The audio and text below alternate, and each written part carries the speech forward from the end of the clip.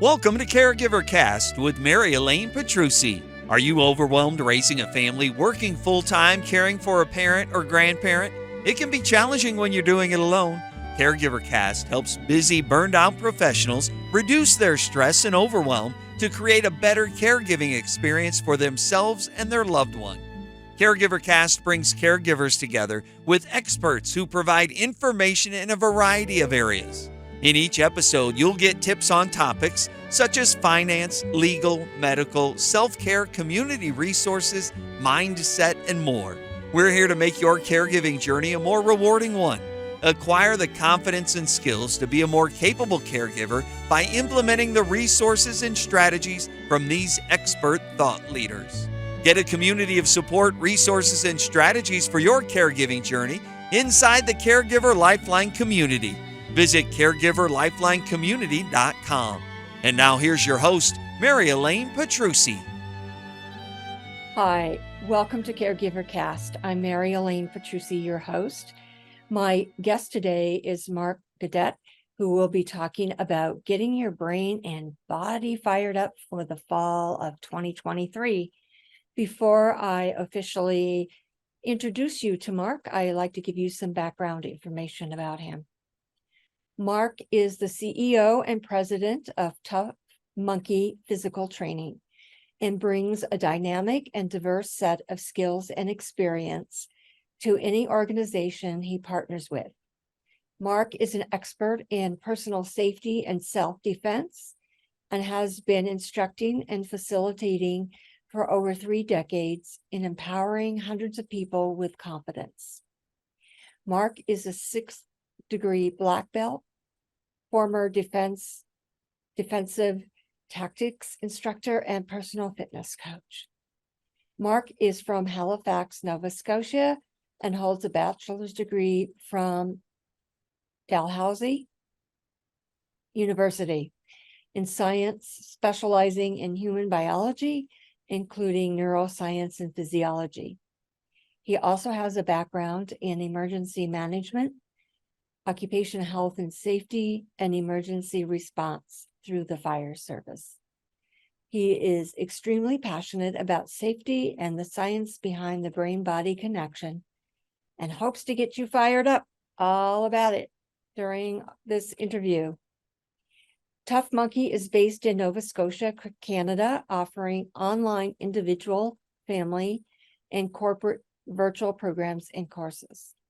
Companies and organizations become the industry employer of choice with a unique value proposition for hiring and retention. Programs help improve mental health, physical well-being, and team management, especially for remote and hybrid workers. Regardless of the program, whether it's corporate, employees, adults, or youth, everyone benefits in confidence, awareness, and resilience with the unique delivery of Taekwondo and self-defense training at Tough Monkey. Welcome, Marc, to Caregiver Cast. How are you?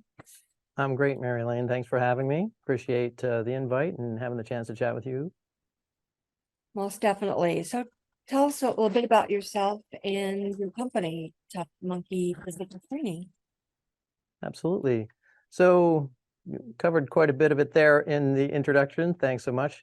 So yeah, from Halifax, Nova Scotia originally, and that's where we are as well. I've lived in several provinces across our country, and I've also had the opportunity to visit Colorado in the past, and another beautiful part of the world. Love to make sure I get back there. And so yeah, our company and my background, it's mainly or a large part of my background is in Taekwondo, and that's what our programs are largely based on at Tough Monkey. I also have a background in other martial arts. I've done Brazilian Jiu-Jitsu and Judo, Capoeira, some combat Hapkido, and some Eskrima. And so I definitely have a strong love for the martial arts and a lot of the different aspects that you can learn and obtain from them. Physical fitness, I've had a strong background in that and was a former personal trainer as well as defensive tactics is something that I've instructed for, largely meant for law enforcement and security. So it's a different kind of training than martial arts generally is, but incorporating those components from a use of force standpoint and some of the science behind it, which is pretty fascinating. And yeah, you mentioned the emergency management and occupational health and safety and even the fire service. So all of those things in my mind, they kind of tie in together from a safety standpoint all around. And so safety is one of the big things that I'm quite passionate about and we incorporate into our programs as well. And Tough Monkey kind of came about to try to offer more flexibility and accessibility for folks, well, worldwide eventually, but at least in North America, to be able to provide quality martial arts instruction to people in their own homes so that they don't have to travel out, to give people more flexibility. And from a time standpoint, they don't have to worry about the commute time and getting back and forth and rushing around through traffic. And even from an accessibility standpoint for rural communities that might not even have access, depending on where they live, or the ability to do a lot of traveling. So that was kind of the inception, and the pandemic definitely triggered some of that, but it had been on our mind on how to find a way to do that from our studio and deliver that to people's homes. And yeah, it's just been quite exciting. And I've talked to and met so many different people all over the world, including yourself, and just trying to spread the word and being able to help people, I guess, in their home and their kids and their family, as well as companies, to provide and help when it comes to, you know, the hiring and recruiting issues that folks are having, and even from a retention and keeping their employees, you know, having a unique value proposition so that ideally attracting talent and giving people or companies rather a unique value to add to anybody new coming on. And the nature of the martial arts and how things are instructed and developing that student instructor relationship ties in quite heavily to the retention piece. So it's pretty exciting. It sounds like it. So what made you interested in martial arts to begin with? Well, I would say Bruce Lee, Bruce Lee and Chuck Norris. I am a big fan. I grew up watching them in the movies, as well as there was a lot of ninja movies at the time. And so a lot of the flashy stuff I had an interest in, and I did some karate when I was a kid. It didn't stick. And so when I was in university and started, I was on a bus every day. I passed a martial arts school every single day, and I tried to get my friends to come and check it out with me. And finally, I decided to go, and that was quite some time ago. And obviously, it stuck. You know, being in the martial arts for this length of time to get my 6th-degree black belt, there's not a lot of people that reach the higher levels. And so that was kind of the interest. And oh, I love it. It's helped me in so many different ways, and you know, all of the benefits that I've, I guess, achieved through it to allow me to stick with it and keep going for the length of time that I have. So that was kind of the initial reason, though. I would have to, well, Chuck Norris is still alive, so you know, shout out to Chuck Norris. Would love to meet him one day. And you know, Bruce Lee was a big inspiration too. There are other martial artists as well, but those were probably the two biggest. And when you're doing these martial arts, is safety the number one concern when you're working with clients, or is it just more of the mindset, the power of the mind? Can you explain that, please? Sure. Well, safety is key. I mean, for starters, where it's being offered virtually, I can't actually step in and stop someone from doing something that might be unsafe. And so we've modified the curriculum a bit to ensure that safety is key. And there's a lot of things that people can learn from home, and you don't need a large space to be able to do that. And there's a lot more flexibility as well at home, and bringing in different pieces of equipment like a chair, as an example, to help with balance and stability, and even if you need a break. So there's a lot more flexibility that you can do at home, and safety is key. So being aware really helping with the kind of overall awareness of your body in space, wherever you are. It's definitely key, and finding ways to help people, give them opportunities to make exercises easier or more challenging for them is also an important component. So, but safety isn't, I mean, it's key. That's one of the things. I mean, it's in my mindset, but martial arts in general and a lot of the benefits that you can obtain, Mhm. that's not the only thing that from I guess a benefit standpoint, the biggest one I would say is confidence, and providing that for people, which is not something that, happens overnight. And it's just one of the amazing things that I know myself personally that I developed, because prior to doing Taekwondo, I didn't have great confidence Mm. and bullied as a kid going through school. And I didn't have skills or options or strategies to even know what to do, which not a good feeling to have. And so having those options and having some skills now and being training for many years, it's pretty cool, to the fact that I'm using it every day, but not in using my physical skills, the awareness and just being alert to what's happening around you. Mm. And there is a mindset that definitely goes along with that, and just being willing to acknowledge or accept that the bad stuff doesn't just happen in the bad areas of town. And it doesn't just happen at night, Mm. or in the dark alleys. Not that it doesn't happen in those areas, but just being prepared. It's a preparedness kind of mindset, and which ties in quite nicely with emergency management, of course. So that was one of the cool aspects of that. But it's just part of my personality. So knowing that I'm prepared, not to say that just because I've been training for so many years that I am guaranteed success. Nobody can guarantee you that. And so I'm keenly aware of that too. So Mm. for me, I'd much rather avoid a confrontation if it's potentially going to go physical than, dive into that. I don't really have a strong interest in that myself. I'd much rather avoid it. Like I said, there's no guarantees, and nobody wins when you are in a fight. Somebody is going to get hurt, and it's just going to, well, probably both people. It's just going to be different levels of that, and it's so risky. You can't control anything outdoors. There's no rules, and it's different being in the dojo than it is out on the pavement, and the pavement is not very forgiving. So for me, I'd much rather use my skills and my mindset and awareness to get out of and avoid a situation. And that's one of the things from a safety standpoint as well that I try to impart to the students and the people that we instruct in all of our courses and programs. Awesome. Thank you for sharing all of that. You're right. Anything can happen every day. So in our environment, no matter where we go. So like you say, it's much better to be prepared for any eventuality should that occur.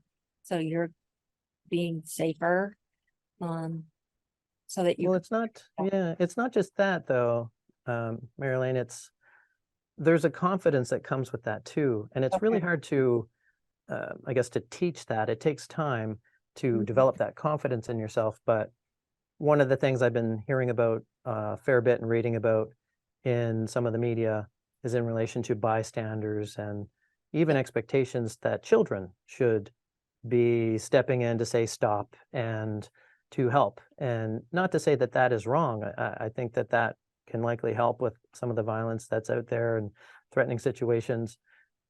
However, one of the key things that martial arts and specifically Taekwondo that I've trained in and other martial arts, but a lot of martial arts programs can provide is just knowing that you have skills Mm. and strategies and options. Just knowing that doesn't mean you're going to use them, but knowing that and giving you that confidence allows you to be able to be more assertive, to be able to say stop and Mm. know that, oh, hey, I don't want it to get physical.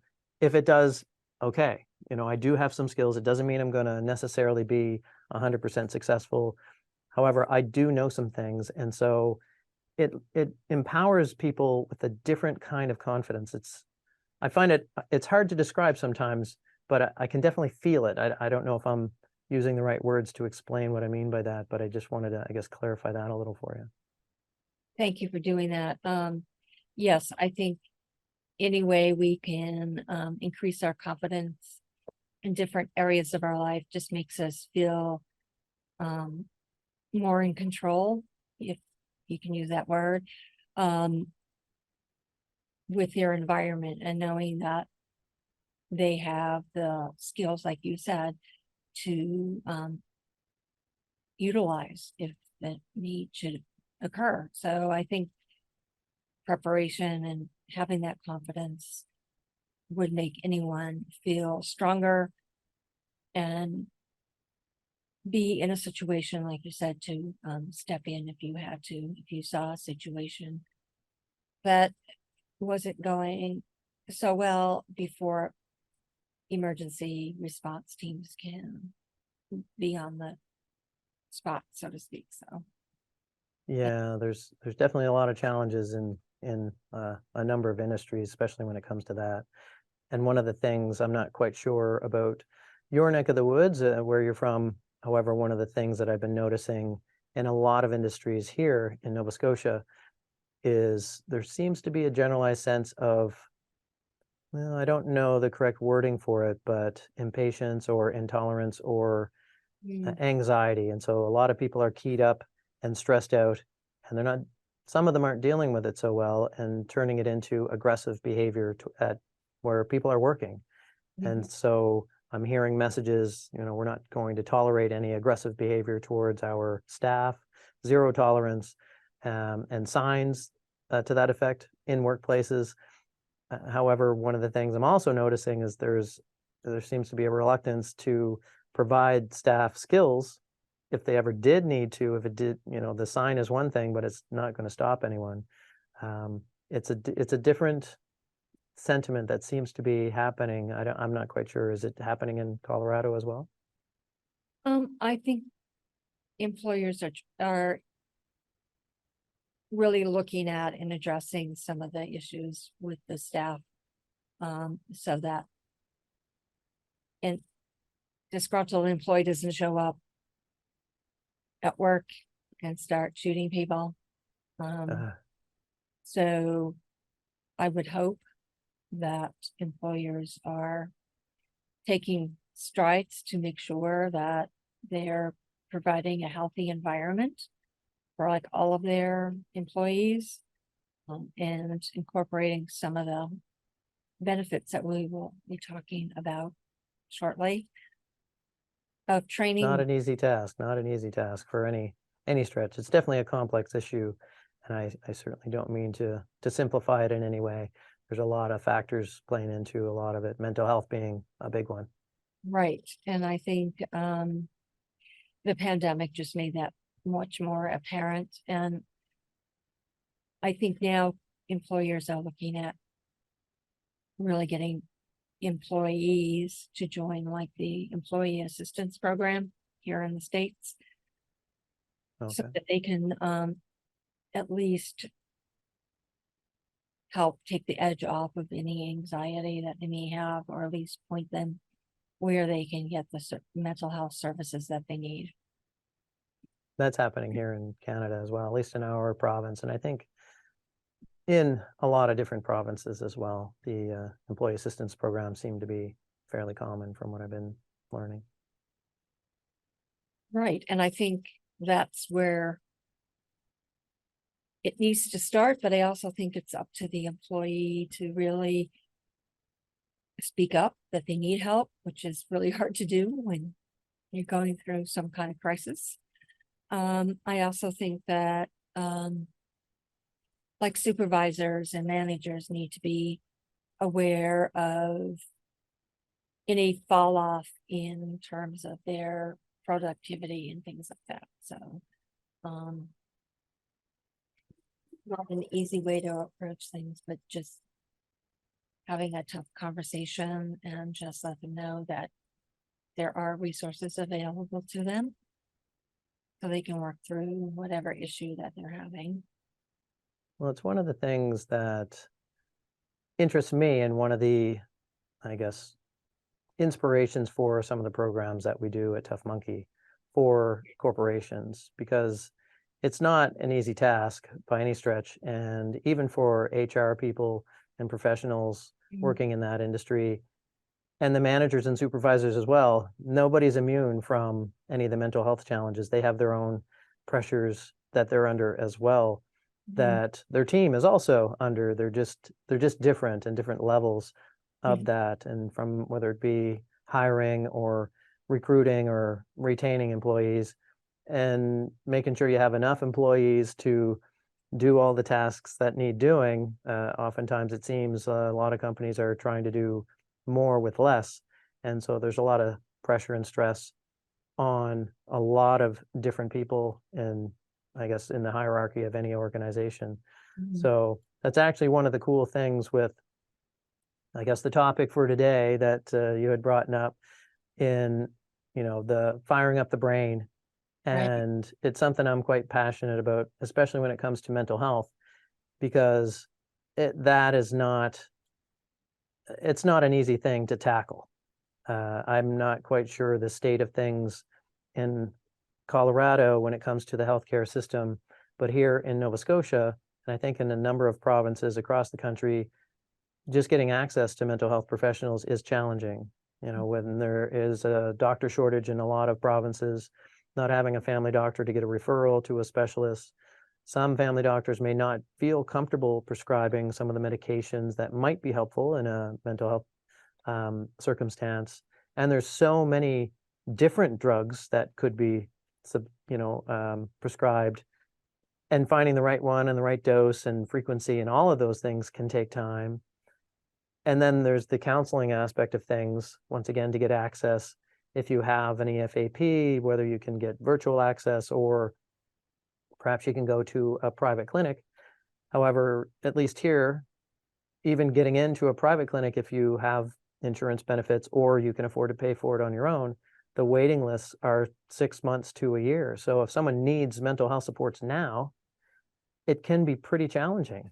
And so that's one of the cool things with some of the things that I've been studying and learning about more, is that brain-body connection, because there is a strong tie with exercise and how you can actually, I wouldn't say, I don't know if it's gotten to the point where, at least for some doctors, I think it has, that treating certain conditions with exercise or prescribing it, I think it's getting more common. It's certainly talked about.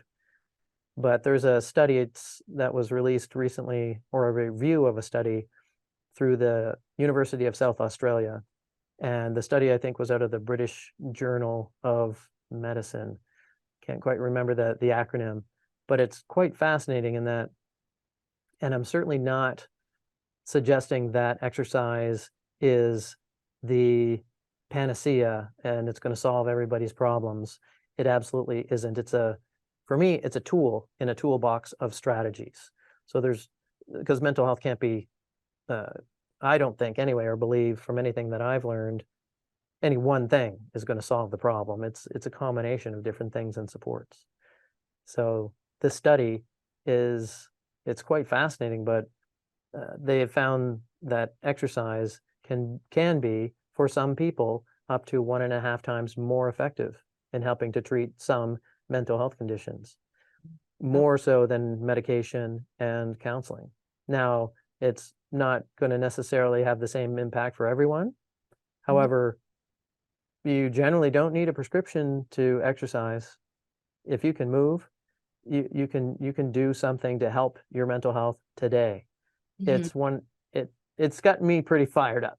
And that's kind of where that whole title came from. And some of the cool research that's been out or put out there. Dr. John Rady, who is from the United States, I believe New England, I'm not 100%, but he wrote a book called Spark, The Revolutionary New Science of Exercise in the Brain. Right. It's not a new book. I don't know if you're familiar with it. No, I'm not. But yeah, it's fascinating. There's a lot of different chapters in it where he ties into anxiety, depression, stress, even in the prevention of dementia and other neurological conditions that can happen with the decline of age and our cognitive decline. There are ways to prevent that.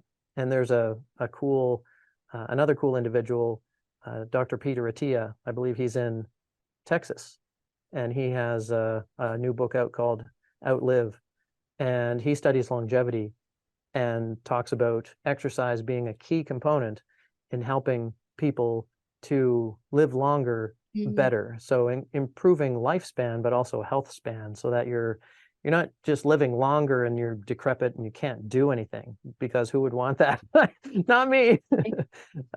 Either. But yeah, it's really fascinating stuff. And so for me, that is one of the key things specifically with what we do. And I'm happy to elaborate on that if you'd like, and how it kind of ties in. Thank you for sharing those studies. It's good to know that exercise does improve your mental health. So just taking another little sidestep here, what are some of the benefits of teaching with Tough Monkey? Well, some of the cool things that we do specifically, it's virtual. And so there's a number of benefits when it comes to that. And one of the key things, access. I mentioned it earlier. So some people may not have access depending on where they live, or depending on where they live, perhaps there's only a couple of choices and maybe it just doesn't seem to suit their values or what they're looking to learn. Oftentimes saving time and money. Fuel costs here are getting pretty insane. It's kind of off the charts, the price of fuel. So if you need to travel any length of distance to get to where you need to go, if you can do that from home, fantastic. Some of the things that I think were kind of highlighted with the pandemic, reducing social anxiety. So if someone is nervous to go into a dojo in a group of strange people they don't know, doing something they've never done before, that can be pretty intimidating. And so being able to do that from the comfort of your home can definitely help reduce that. And you can still learn a ton of cool things and effective things from home. Oftentimes the cost can be lower, and even just having your comfort. So we don't use uniforms with our programs at the present time. So wear what you're comfortable wearing from a fitness attire standpoint, whatever you might wear to go to the gym to work out. And the inclusivity standpoint of things too. So being virtual, people are all shapes and sizes and religions and genders. There's no limitations. If you can move, you can do our programs, and making it more accessible that way. And even just having access to, expertise in the martial arts. I've been studying for a lot of time, and that's not necessarily available everywhere. And the portability of it too, which is pretty cool. If you have access to your laptop, and some folks use tablets, maybe you're traveling, in a hotel, you don't need a lot of space either. And, you don't need to have a massive dojo to be able to train. You can do a lot in a small space. So those are some of the benefits, I guess, from specific to our programs. But when it comes to studying martial arts, is that what you're, did I answer your question, or did I kind of veer off in a different direction? No, that was great. I like the accessibility and being able to do it at home. So you're not necessarily in a group of strangers, and feeling uncomfortable learning and doing some new skills. So it makes sense that doing it from the privacy of your own home makes it much more, I guess, open to you, so that you can at least start firing up your brain and body so that you can stay healthy for as long as you can. Definitely. Absolutely. So we talked about benefits. So besides what you've discussed right now, what are some of the additional advantages of doing virtual training with you in the Tough Monkey organization? Well, doing virtual training, I guess, with the programs that we offer, and specifically related to the firing up of the brain. So recharging the brain and the connection to mental health, I think it's key. And it's one of the things that specifically Dr. Rady mentions in his book when it comes to it's the cool, and I may nerd out a little bit here. I do have a science background, so some of the science that I find really fascinating. And I've been following just a fascinating podcast, or another one of your American colleagues, Andrew Huberman. He has a podcast called Huberman Lab, and he's amazing. Love his podcast. Shout out to him. Would love to chat with him someday. But he does so many interesting podcasts, and he's a neurobiologist from Stanford. And it's definitely gotten me fired up more. So from a mental health standpoint, to me, that's one of the biggest factors with what we do. And so, I mean, anyone can exercise. If you can move, you can exercise. So go for a walk. If you can't do anything, if you only have a short period of time and you haven't been doing anything, go for a walk. Go for a walk in the woods. It's going to be even better. You get some of the factors that nature can provide. However, if you can incorporate other things into an exercise routine, you're going to get way more benefits. And that's where, for what we do in teaching Taekwondo specifically, but any skill related exercise. So it could be dance, it could be even skateboarding, snowboarding, things along those lines, doing a skill, basketball perhaps. When you're moving and learning a physical skill, which you do in Taekwondo, there's a lot of different techniques. We don't teach you all of them at the start. It's a gradual progression through, and at each different level, that's one of the cool things. You're going to learn different techniques and skills. So when you're learning something new, initially it can feel pretty awkward if you've never done it before. And it's because your body is, basically your brain is teaching your body, teaching your muscles on what to do. And depending on your coordination, which improves, and your dexterity, your hand-eye coordination, those are things that can be helpful. But as you're doing those things and you're engaging, they're called neuromotor pathways, where the brain is basically teaching the muscles on how to move the limbs of your body and what to do. Those same neuromotor pathways connect to areas of the brain, which are the same ones that are impacted by anxiety, depression, stress, burnout, things of those nature. And so it's a way to retrain your brain as well in healthier strategies. So when we get into those, spirals of some of the mental health challenges, it can impact our brain in very negative ways. And it can be very hard to even pull yourself out of there to have the motivation to do something. And so that's why I mentioned, like, one of the Mel Robbins, she's a professional speaker and author. She has done some pretty cool talks. One of the things she talks about is the 5-second rule. And basically it's a way to get out of, my understanding, or my take on it anyway, is to get out of your own head, because we can tell our brain can tell us a lot of things. We're our own worst enemy. And so, I can't do it. The excuses just start flowing. I just ate, or I'm tired, or I'm, whatever the case might be. Give yourself 5 seconds, let those seeds of doubt, and then just go do the thing, and give yourself 5 seconds to stew.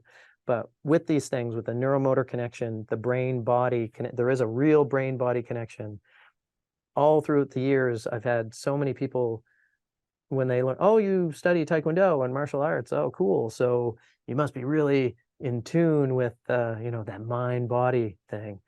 And to be honest, that wasn't something that we focused on heavily, and it wasn't something that I entirely understood, even with my, which sounds weird to say now, but with my science background, the whole connection, but it's fascinating. And so if you can retrain, how I think Dr. Rady words it, it's like a path in the woods. So if you have an unhealthy path in your brain, say it's stress and it's causing a lot of problems for you, you've worn down some pathways for your brain to operate and do certain things. So if you can start a new pathway through the woods, and gradually the more you do it, the more you're training your body, the other pathway can slowly start to grow over, kind of like a forest example, which I find pretty fascinating. But it's true. The more you perform movements, the nerves actually myelinate, and it becomes more of a reflex, so that you can do it without thinking. And those are, to me, some of the most important benefits, and some of the things that we stress. So from a confidence standpoint, I've talked about already, but even from a focus and concentration standpoint, improving your mood. Yep. I mean, after doing a good physical workout, and everyone is going to get different levels of the same workout because everyone's going to be at a different place in their own physical health and strength and mobility, flexibility, that type of thing. Everyone can benefit, but there'll be different levels of the benefit that they achieve. It's all unique. Improving, I mentioned stress, just working out and helping to burn off some of that cortisol that gets built up. And these neuromotor pathways, once again, back to the brain, it's just really fascinating, some of the things that it can improve, our ability to think and be more productive. But those tie into the physical benefits too, because as you're doing these things, we do incorporate calisthenic exercises into our programs as well, based on some of my other experiences. And so we are looking to also improve the strength as well as the muscular endurance and flexibility and mobility and just range of motion so you can move better. Your cardiovascular health, so improving the health of your lungs as well as your heart.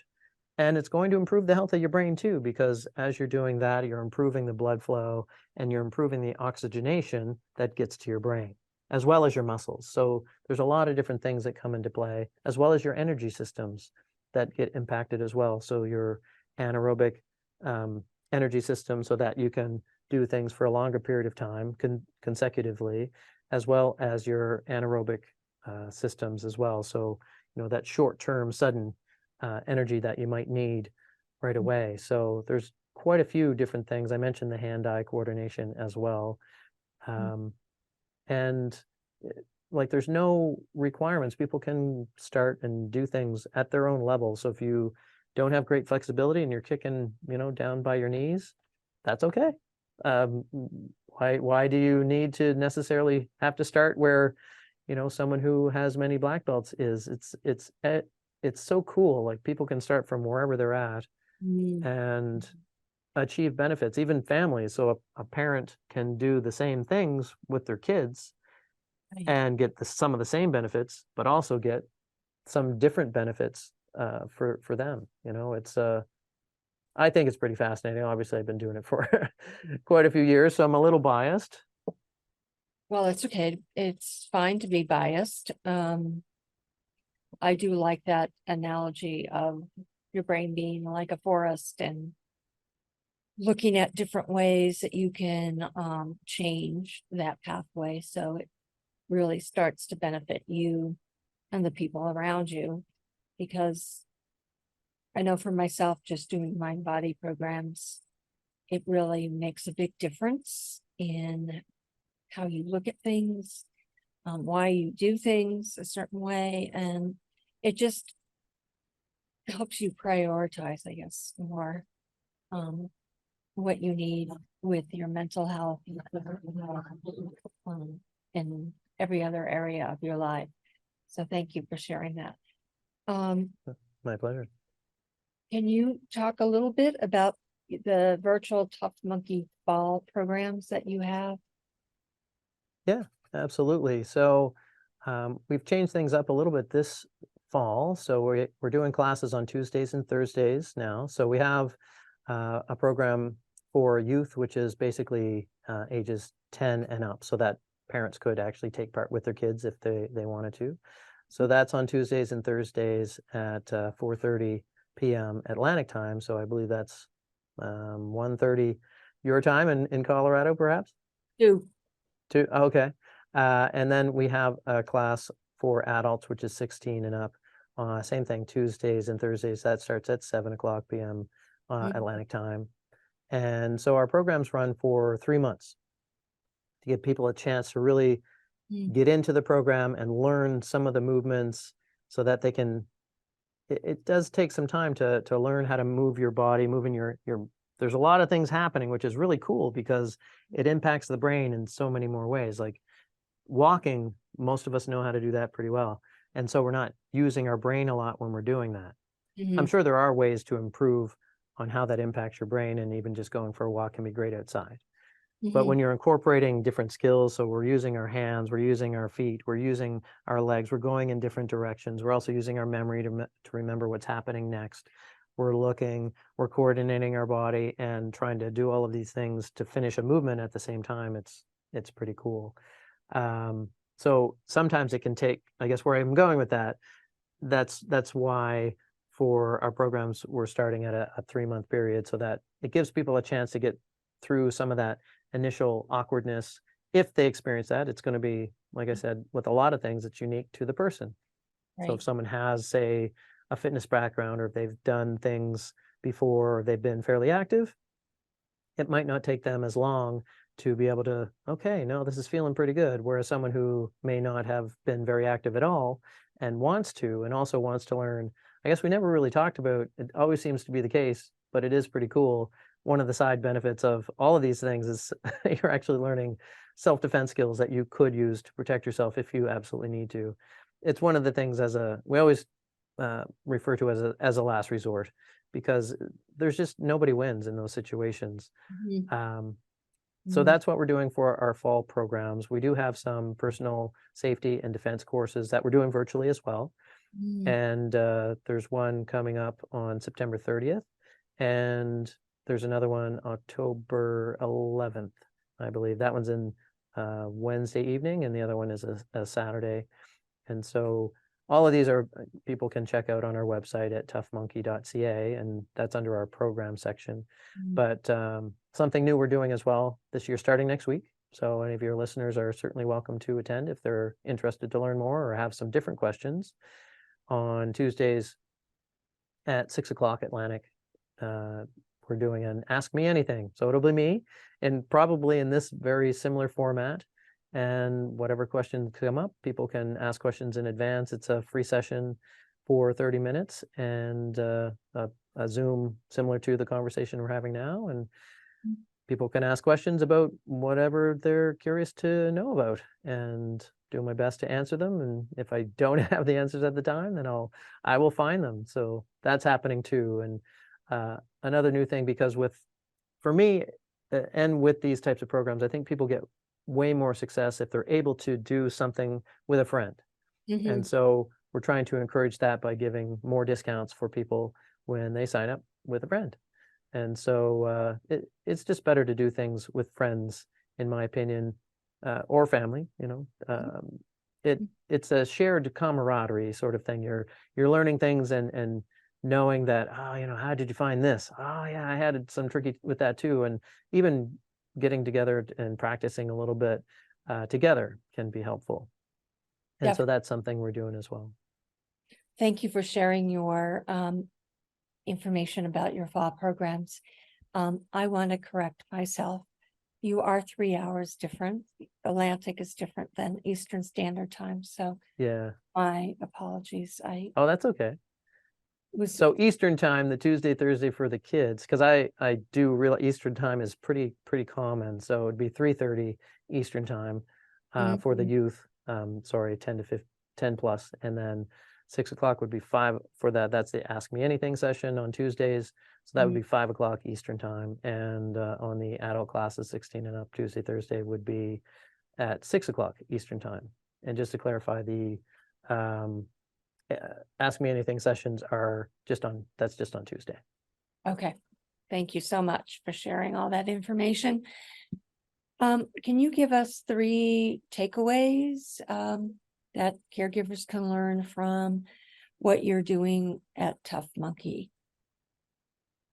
3 takeaways for caregivers. Well, I would say one of the key things with a lot of this, and it ties back into the fired up, recharging the brain. I Right. can't imagine working. I used to work in healthcare as well, so I am familiar with that. And one of the areas I worked in at one position was going to seniors complexes and working with them. And some of the things it was just sad to see, and how that can impact a family, especially if caregivers are working directly with their own family members. For me, it can be really hard on people mentally. And so whether it be checking out our programs, um, it doesn't have to be that. So find something that you can do, that Mm. you can get moving. That is key. We sit way too much.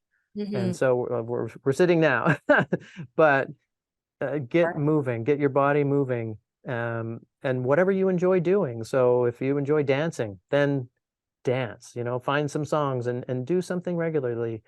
Get consistent with whatever you choose to do. So I guess this is part of a talk I'm doing next week. And I actually have three tips. And so I'm going to use those. So I kind of tied into one, but set up a system is key. So build your own system of habits. And so find things that are going to work for you.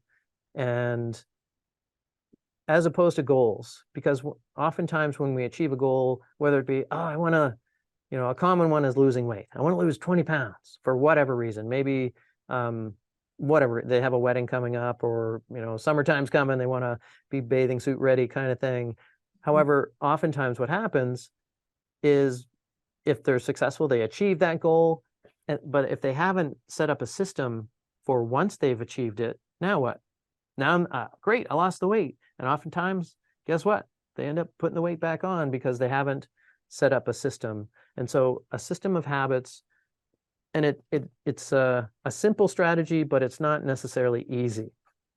Start small and choose something that you can do, and then do it repeatedly. So sleep is a key factor that plays into so many different things. It is so important to your mental health, your physical health, so many things. So even just setting up a habit there, like pick one thing. When I used to work as a personal trainer, oftentimes people would be coming and, I want to lose weight. I'm going to eat better. I'm going to sleep better. I'm going to drink more water, and I'm going to eat better foods. And they're just trying to tackle everything. And that, to me, good luck. You're setting yourself up for failure. So choose one thing, start small, and build that into your system so that it becomes routine, and then add something else once that gets comfortable, and choose something easy. Give yourself some easy wins that you can do. And so that would be the first one. The second one is consistent. So find a day, a time a day, a frequency. So whether it be 2 or 3 times a week, every single day, how long is it going to be? So start small. Like if 5 minutes is all that you can fit in, I'm sure some of these caregivers are just flat out from a time standpoint, and scheduling probably can be a big challenge for a lot of folks. So start small, whether it's 5 minutes, 10 minutes, get it in, do it, make a commitment to it as well, and find something that you enjoy. If you'd like to check out our programs, great. But if, you're into maybe soccer or baseball or whatever thing that you like to do and like to move your body, do that, and find a way to do that, because making sure that you find something that you enjoy, that is going to be key to being able to be consistent with it. Because if you don't enjoy it, that's going to be tough. And then the third one is explore. So there's tons of things out there, and the internet and the pandemic, because it's kind of opened up, it's made the world a lot smaller place. Like I had the opportunity to meet you, and that, to me, that's super cool. I've spoken to people in Estonia and Italy and the UK and all over the world. It's such a cool thing. So explore. There's lots of things that could be available online. Maybe explore groups in your area. Just do something, like make that choice. And it can be hard. If someone is having mental health struggles or challenges, motivation can just be sucked right out of you. Right. It can be so hard. So that's why I suggest to start small and start easy, and start with something that you enjoy, even if you might not have done it in a while. But get moving. Moving is the key. And once you do that enough, that is going to impact your body physically and mentally. So that's where the resilience piece comes in. I don't think I brought it up, but that, building a stronger mind and body, I think, are key. And it's not one of the three. I had to trim down the session, but be kind to yourself. Caring. It's one of those things. You're not gonna hit it out of the park every day, and every single day, it's a new one tomorrow. And so if it didn't happen, you're just too busy, and you weren't able to fit it in, or whatever the reason, it doesn't matter. Be kind to yourself, with whatever your challenges. Everyone has challenges. Mhm. Everyone is dealing with something. If they're not, I don't know. I strongly believe most of us are dealing with something, and being kind to yourself and others and meeting people where they're at, I think is key, especially for yourself. And it's definitely been something I've been trying to be more cognizant of for myself, and not beat myself up mentally for, gee, I didn't get my workout in today. It didn't happen. I was too busy with meetings, or whatever the case may be. Mhm. I know that's 4, so sorry. That's But okay. that's what I would suggest. I know it's not necessarily, doesn't have anything to do per se with our programs.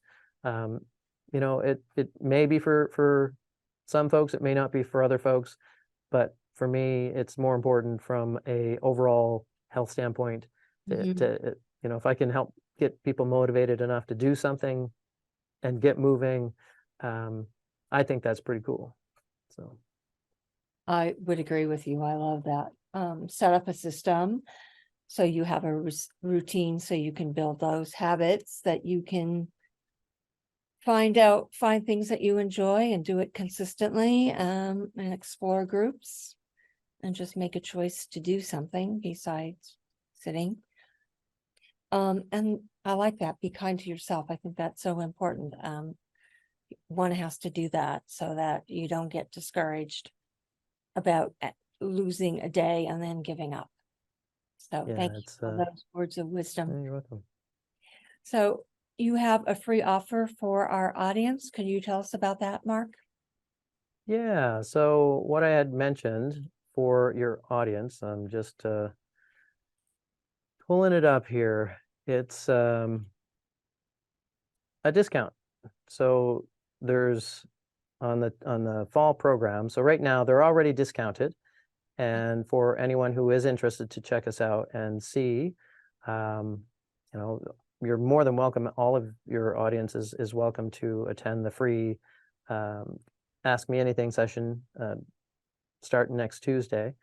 However, if they're interested in checking out one of our programs, so the and I believe I sent it to you, but you can save an additional 15%. So there's a code for our Kickstart program. It's a 2023 Fall Fired Up, and all capitals. And I'm sure Mary Elaine will put that in the notes. Mhm. And if people are interested in signing up with a friend, so that's our Kickstart Plus, and it's 2023 Fall Friends. And for those, you're going to save an additional 15%. When people sign up with a friend, they are also saving additional honor programs. And so for your listeners, I thought I would offer them an additional discount to if they have an interest. It'd be great to meet them and to help folks from all over the world. So yeah, Mhm. check it out, and would love to meet some new folks from the US or for wherever your audience is based. Well, thank you very much. That's very generous for both the 2023 Fall Fire Up program and Fall Friends, right? 2023 Fall Friends. Did I? Mhm. Okay. Yep, and I can send that to you again just so that you can share. And there is an expiration on those as well, and I can send that to you too. But yeah, if people even have questions, they want to send me an email, happy to try to help. Connect at toughmonkey.ca, and I'll answer them as quickly as I can, and see if we find a way to help some more folks and get people moving in some unique ways and getting their brain fired up.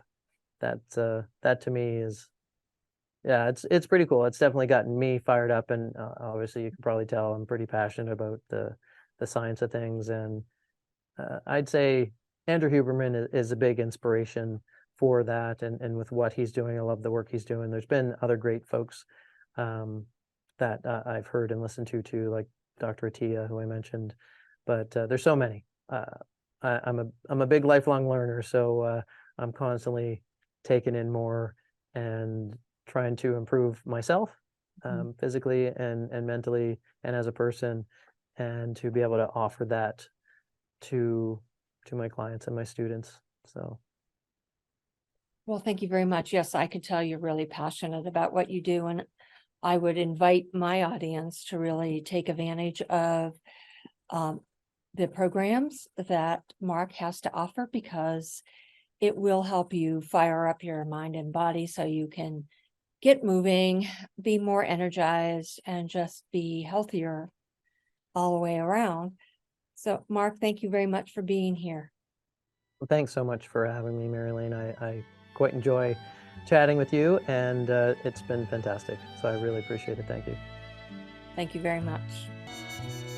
Thank you for listening to the Caregiver Cast today. Get a community of support, resources, and strategies for your caregiving journey inside the Caregiver Lifeline community. Visit caregiverlifelinecommunity.com.